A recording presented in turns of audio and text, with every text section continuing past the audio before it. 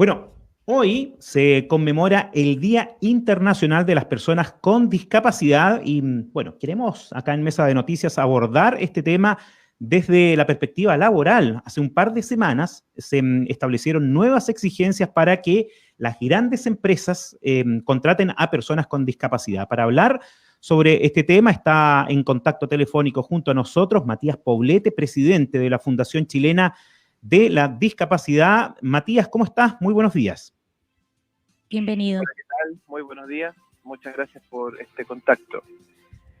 Matías, a ver, hace poco más de 2 años se implementó acá en nuestro país la Ley de Inclusión Laboral para Personas con Discapacidad. ¿Cuál es el balance que hacen de esta ley ya transcurrido estos 2 primeros años? Bueno, primero precisar que Chile hoy día cuenta con al menos dos normativas de inclusión laboral.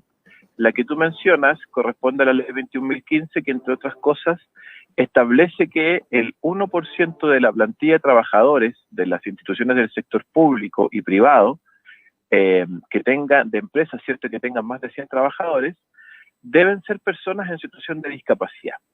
En ese contexto, se esperaba que existieran 25.000 empleos en el sector privado y 2.500 empleos en el sector público, sin contar algunas instituciones autónomas como lo es el Banco Central, como lo son los tribunales de justicia, las fuerzas de orden y seguridad, sino que más bien considerando ministerios, gobernaciones, ciertos municipios.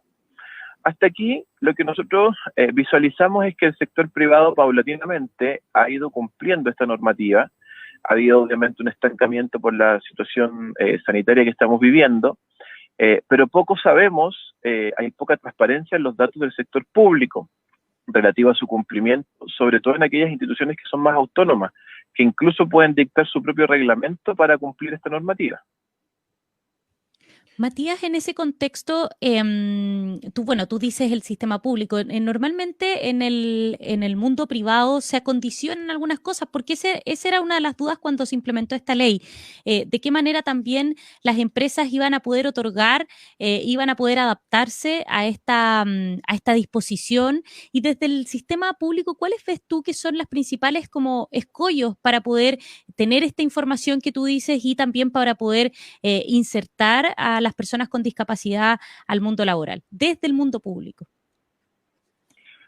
Bueno, ciertamente el mundo privado se ha ido acomodando, ¿cierto? Pero no fue suficiente el acomodo que tuvo, por eso luego fue necesario una nueva disposición, que es la 21.275, que si quieres de eso podemos hablar más adelante.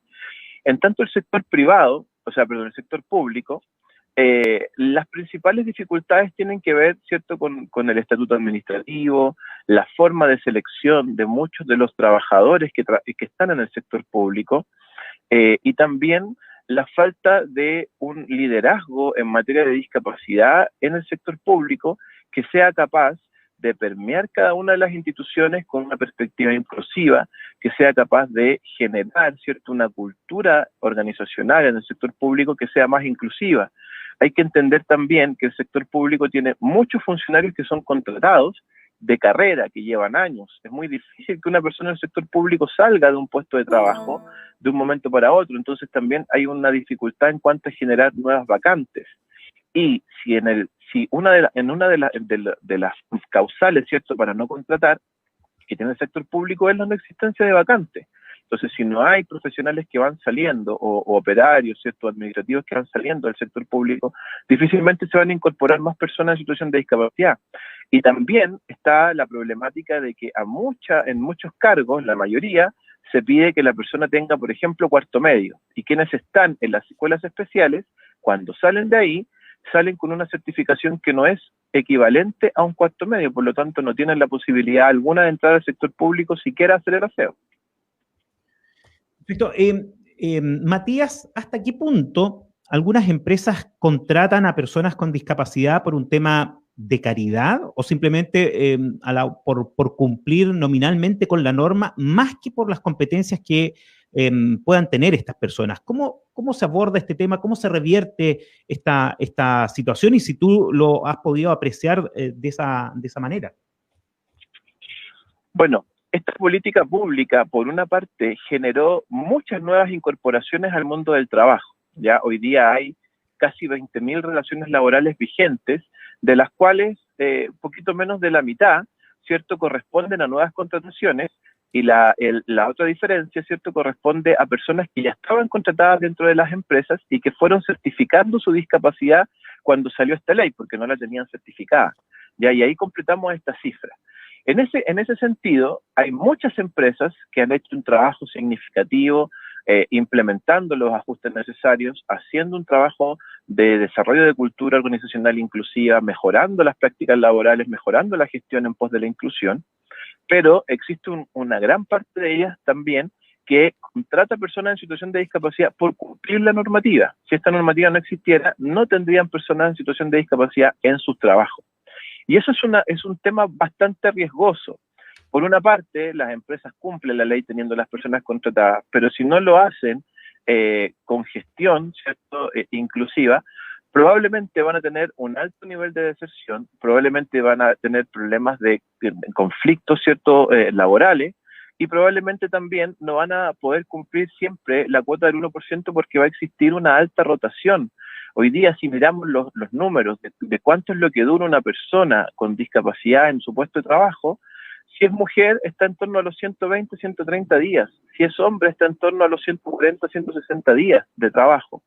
Entonces, ese número nos dice que hay una alta rotación de personas en situación de discapacidad y tiene que ver mucho con esto de, oye, estamos obligados a contratar, hagámoslo como sea, y se generan procesos de selección que no son los adecuados, no se implementan los ajustes, y hay conflictos laborales, deserciones laborales que impiden que las personas permanezcan en sus puestos de trabajo.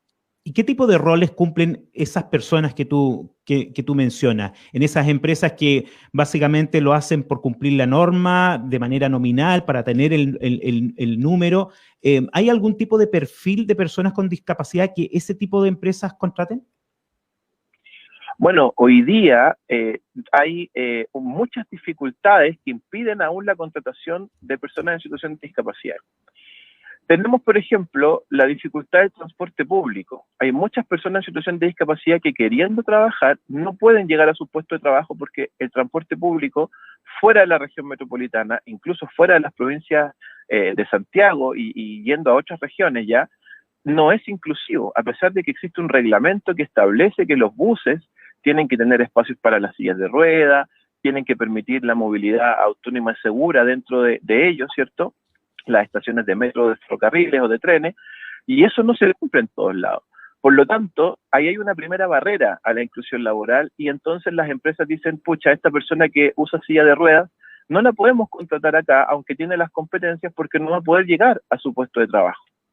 Por otro lado, ¿cierto?, también existe el decreto 50 del Ministerio de Vivienda y Urbanismo que regula la accesibilidad universal en los espacios de uso público, incluidas las veredas, los parques, ¿cierto?, y tampoco tiene pleno cumplimiento en nuestro país, y eso también es una barrera para que las personas ingresen a trabajar. Por otro lado, también existen muchas empresas que prefieren contratar a aquellas personas que tienen un grado mínimo de discapacidad, porque les significa una menor inversión en cuanto a los ajustes necesarios, y también les significa no tener que generar tantos apoyos, ¿cierto?, por parte de alguna jefatura o de un compañero, o contratar a alguna institución especialista que haga un acompañamiento, porque no están dispuestos a invertir en inclusión laboral. Y en ese contexto volvemos también a tener dificultades, por ejemplo, en lugares donde ya tenemos una accesibilidad, pero también las empresas dicen, no, esta persona tiene discapacidad psiquiátrica, nosotros no vamos a contratar aquí a personas con discapacidad psiquiátrica porque nos complica un poco su situación, cuando existen muchas personas con discapacidad psiquiátrica que tienen una buena adherencia al tratamiento, desempeñan de manera excelente sus funciones, pero aún así no tienen oportunidades. Y por último, también los profesionales que están en situación de discapacidad están hoy día trabajando en cargos de operario o de administrativos de baja calificación, porque esos son los puestos que generalmente se habilitan en la mayoría de las empresas. Sí hay empresas que tienen altos ejecutivos en situación de discapacidad, pero la mayoría no es así. Por lo tanto, muchos profesionales que estudiaron igual que todas las demás personas, 4 o 6 años una carrera, hoy día están de operarios de bodega, están de asistentes administrativos y no están pudiendo ejercer la carrera que estudiaron. Matías, en ese contexto quiero preguntarte, porque tú en una de las respuestas que nos diste hablabas sobre el tema de la pandemia, de cómo también ha ido afectando el tema del empleo. Ya sabemos que ha tenido un impacto del empleo a todo nivel, pero también ha tenido para la contratación de personas con discapacidad. ¿Y sabes por qué te lo pregunto? Porque en el fondo uno pensando que hoy por hoy el teletrabajo se está implementando fuertemente, muchas empresas, muchos compañías han indicado que quizás ya no retornen a la presencialidad, sino que el teletrabajo sea su forma principal de poder operar. Vendría muy bien en algunos aspectos para las personas justamente en temas como movilizarse, como pensabas tú. Uno podría pensar que podría aumentar la posibilidad de contrataciones. ¿Lo han visto ustedes así en estos 9 meses ya de pandemia? Por cierto que sí, el teletrabajo es una medida bastante inclusiva y satisfactoria para los procesos laborales de personas en situación de discapacidad. Lo que falta es que primero se habiliten cargos dentro de las empresas que puedan ser ejercidos mediante el teletrabajo. Como te decía, la mayoría de los cargos que ejercen las personas en situación de discapacidad están en operarios, ¿cierto? O en administrativos de baja calificación. En realidad son cosas que no se pueden hacer a través del teletrabajo, como ordenar una bodega, como por ejemplo realizar los trámites de una empresa de manera presencial, ¿ya? Entonces, en la medida que las personas puedan ir obteniendo un mejor puesto de trabajo, sí es factible poder realizarlo a través de una manera telemática. Y en ese sentido también es importante que las empresas vayan conociendo cuáles son las tecnologías que apoyan a las personas en situación de discapacidad para realizar actividades telemáticas, por ejemplo, lectores de pantalla, que hay mucha diferencia, hay algunos que valen $1.200, $1.300, hay otros que son liberados de código abierto, ¿cierto? Que las personas lo pueden ocupar sin que exista un mayor gasto de la empresa y cumplen la misma función y funcionan de la misma manera. Si las empresas van conociendo esto, ¿cierto? Y se van aperturando puestos de trabajo que puedan ejercerse de manera telemática, claramente que el teletrabajo va a ser mucho más efectivo para las personas en situación de discapacidad. Estamos conversando con Matías Poblete, presidente de la Fundación Chilena de la Discapacidad. Matías, las personas o ¿qué tipo de discapacidad que presentan las personas es la que tiene mayor dificultades para insertarse en el mundo laboral? ¿O esto está fuertemente condicionado a el tipo de empresa? ¿O ustedes han, en cierta medida, hecho un análisis sobre aquello? Miren, nosotros dentro del primer año de la ley hicimos un estudio con nuestros propios usuarios y nos dimos cuenta que las personas en situación de discapacidad psiquiátrica eran las más discriminadas al momento de incorporarse al mundo del trabajo. Cuando la empresa se enteraba que la persona tenía este tipo de discapacidad, decidía no continuar con el proceso de selección. Pero también existen dificultades en la medida que la discapacidad tiene un grado mayor. ¿Ya? Si tenemos una persona sorda que con audífonos resuelve su tema de comunicación, no es lo mismo que tener una persona sorda que se comunique solo a través de la lengua de señas. En ese contexto, aquel sordo, ¿cierto?, que con un audífono puede mejorar su condición, o hipoacúsico, digámoslo así, que con un audífono puede mejorar su condición de comunicación, esa persona va a tener un privilegio, ¿cierto?, sobre quien solo se comunica a través de la lengua de señas para ser contratado.